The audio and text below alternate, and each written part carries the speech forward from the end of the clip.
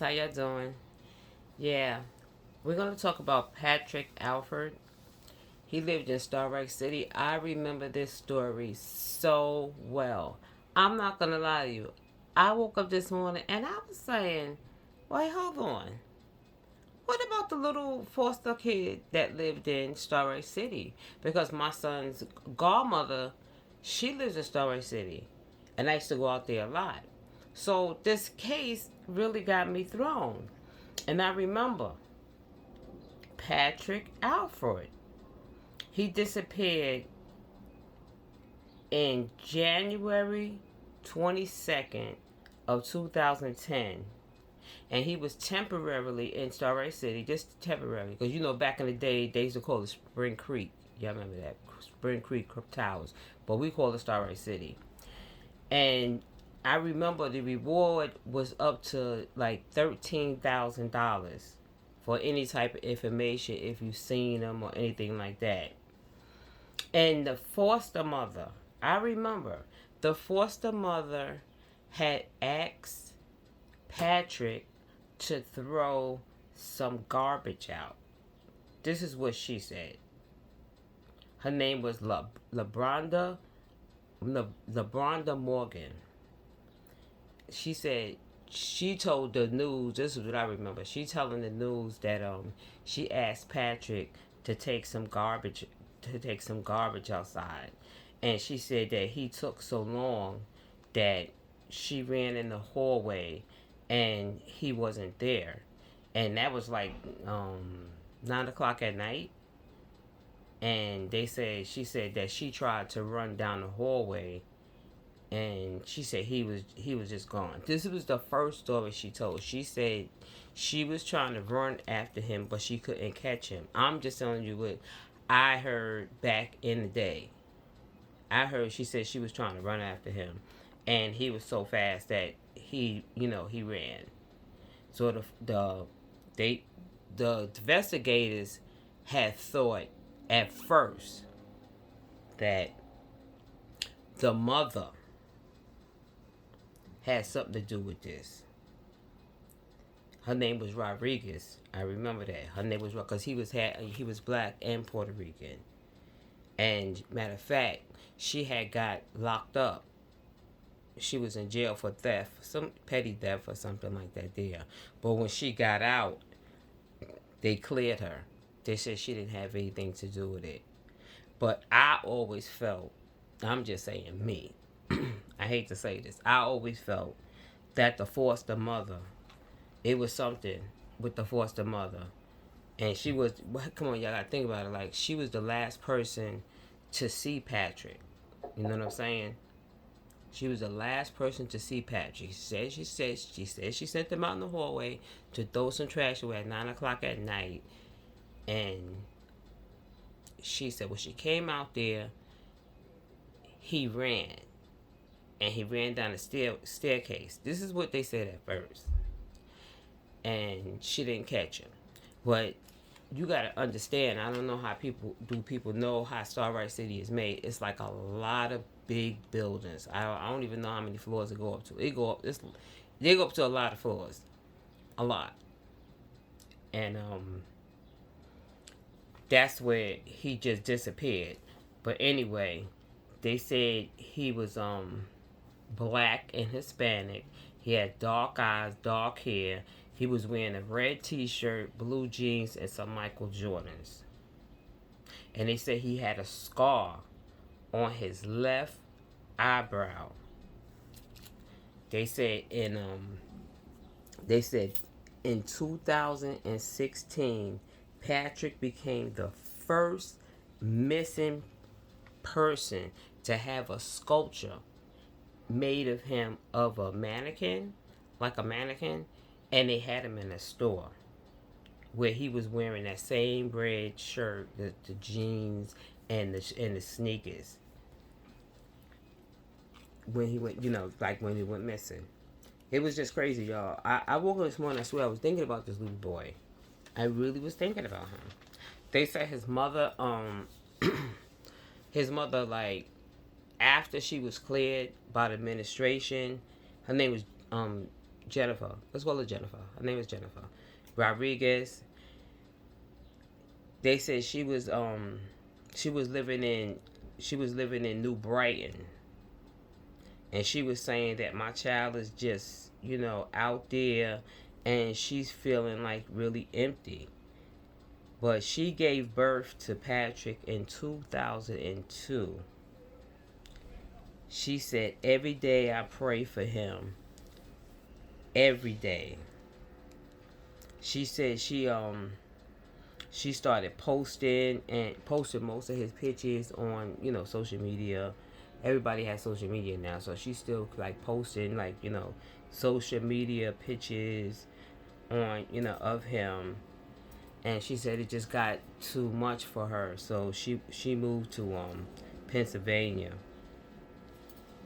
And they said she was going through depression. As usual, every parent that loses a child will go through depression. They will go through depression. But what they was trying to say was like she was already going through something before this even happened. Like, I don't know, because I remember this story very, very, very, very clear.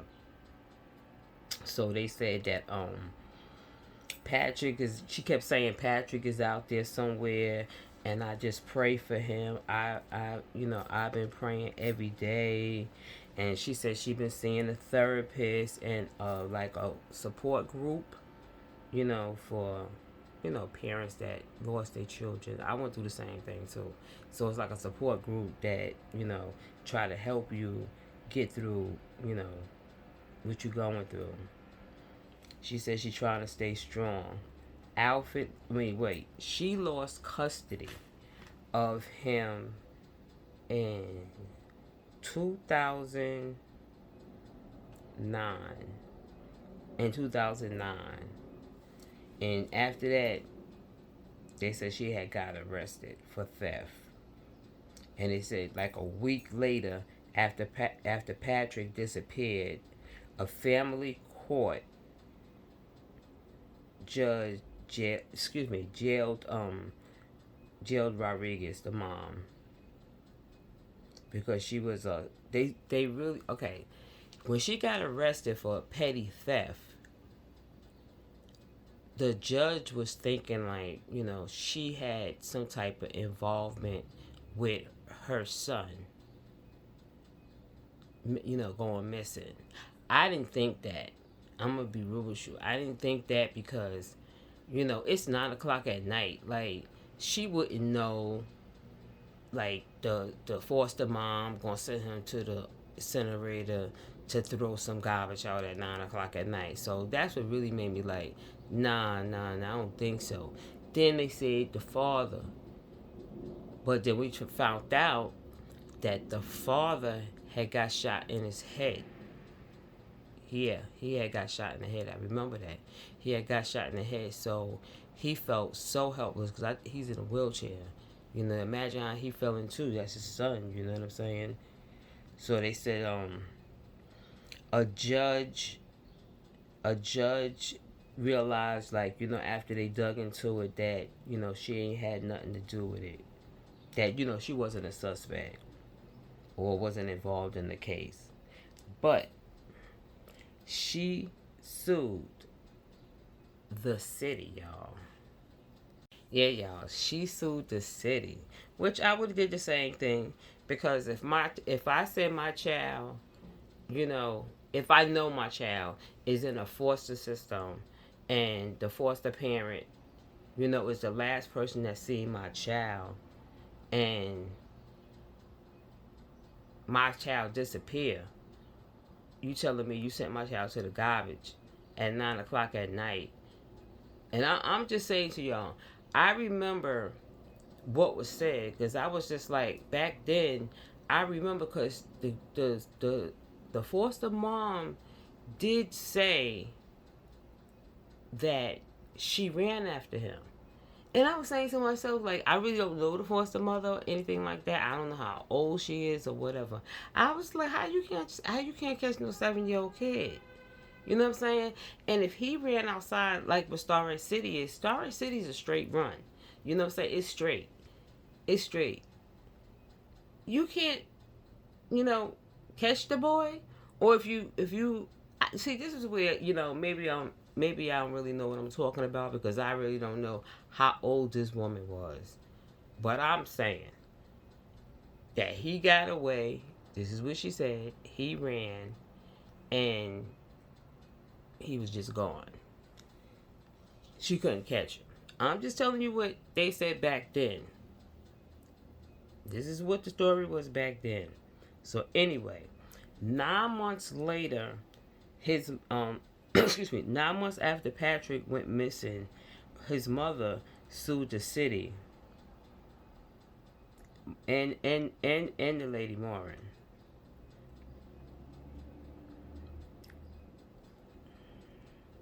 And the foster care agency and others in Brooklyn federal court, according to him, according to her, of negligence, which it was negligent. Y'all know that.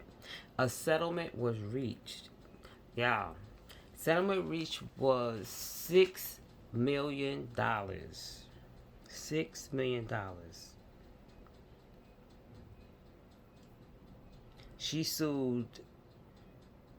She sued the like I said, the foster care agency, and I guess, BCW or whatever, and the Brooklyn court, according to them, it was negligent, and like I said, a settlement was made in 2018 by the Federal Eastern District Court of New York, agreed to use $6 million. $6 million.